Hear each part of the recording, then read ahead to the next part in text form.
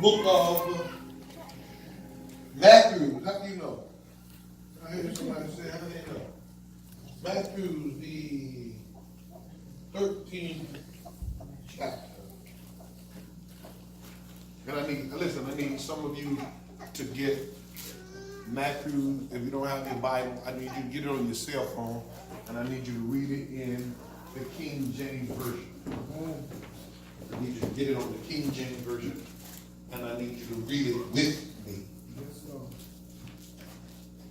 I had my son, we had a good time, me and my son last night, we enjoyed ourselves. And this morning, after we hung out all night, I said, we got to get up and go to church now.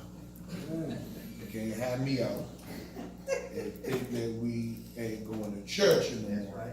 So I woke him up this morning, and I had to show him, now what Daddy got to do is get ready for preaching.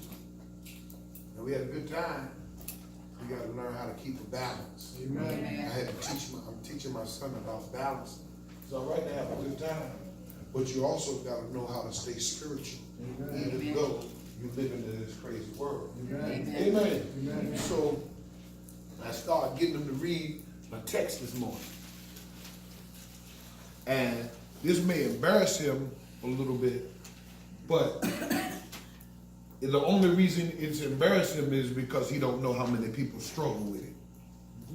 He started reading the Bible, and the Bible started saying words that he wasn't familiar with. How many of y'all know what I'm talking about? Amen. Reading that Bible started saying words and for knew and therefore and yeah. And then everybody got a name that you can't pronounce in the Bible. And what happens is we get frustrated with reading the Bible because of the way that Holy Writ is written. And he was like, Dad, I don't like reading this to you because I feel like I can read better than this. And I don't like the way these words are. And I said, wait a minute, Jacob. Don't worry about that. It's a reason that you're going through this. And we're going to go through this Bible, just a few verses, and I'm going to bless some of you. I'm going to bless some of you. And I want you to read with me in the King James Version. And the way you read the Bible is punctuation to punctuation.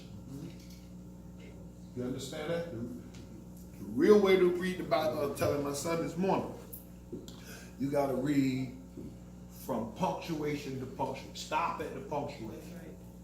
And then after you stop, think about what you just read and make sure it makes sense before you read something else. Amen. Amen. Amen. Amen. So I want y'all to read with me. I'm going to start reading, and I'm hoping that you can catch the flow of my reading. We're going to read from together. We're going to read chapter 13, 1 through 9. Y'all got me? I'm going to start reading, and then I want you to just join in with me. Okay? The same day went Jesus out of the house and sat by the seaside. And great multitudes were gathered together unto him, so that he went into a ship and sat, and the whole multitude stood there restored. And he spake many things unto them in parables, saying, behold, a sower went forth to sow. And when he sowed, some seeds fell by the wayside, and the fowls came and devoured them up.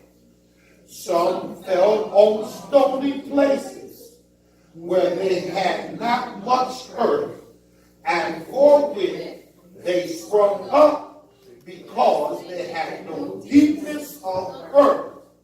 And when the sun was up, they were scorched, and because they had had no root, they withered away. And some fell amongst thorns, and the thorns sprung up and choked them. But others fell into good ground and brought forth fruit, some 100-fold, some 60-fold, and some 30-fold. Now here you go. Who has ears to hear, let him hear. We're going to talk about being able to produce some 30, some 60, and some 100-fold. But we have to understand the parable of the sower. We got to understand the parable of the sower. Now, watch this. When Jesus told this story, it is evident in the text that even the disciples did not know what Jesus was talking about. It was evident that the disciples asked, Jesus, what did you just say? I thought we was healing people and delivering people. Why are we talking about birds and stony ground and sticker-brow trees? I don't understand. And watch this. The way God operates, most of the time, we don't understand. James told me, said, Dad, I can't read this text because it's a parable. To me, the whole Bible is a parable that I can't understand. Y'all don't want to listen to me. I'm going to help you if you let me. Because a lot of us, when we read the stories of the Bible, we really do not understand what the Bible is trying to say to us. Come on. Come on. And it's because God has written the Bible in mysterious form. Oh, y'all know me. I wish I could get y'all. It's a mystery. You know what I told Jalen? Mama, I told Jalen, I said, let me tell you something. This Bible is so much in this Bible that you may never understand this Bible. That's true.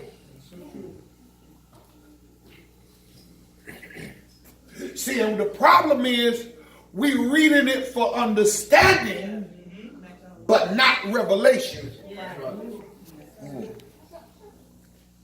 You're reading the Bible to try to understand, but not to receive. That's why the Bible says, ye that have ears, let them hear. Because I got a job through the way I wrote it. I got to bring revelation to your mind.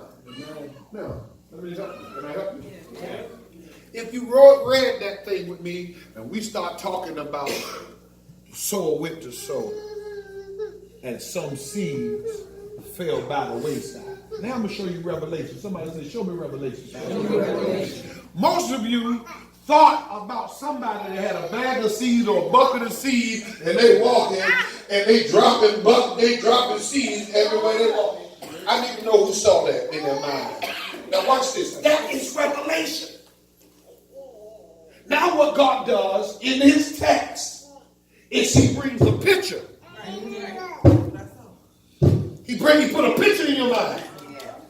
He put a picture in your mind and make you see what the text is trying to tell you. Now, understand, a parable is not a story. Somebody say a parable is not a story.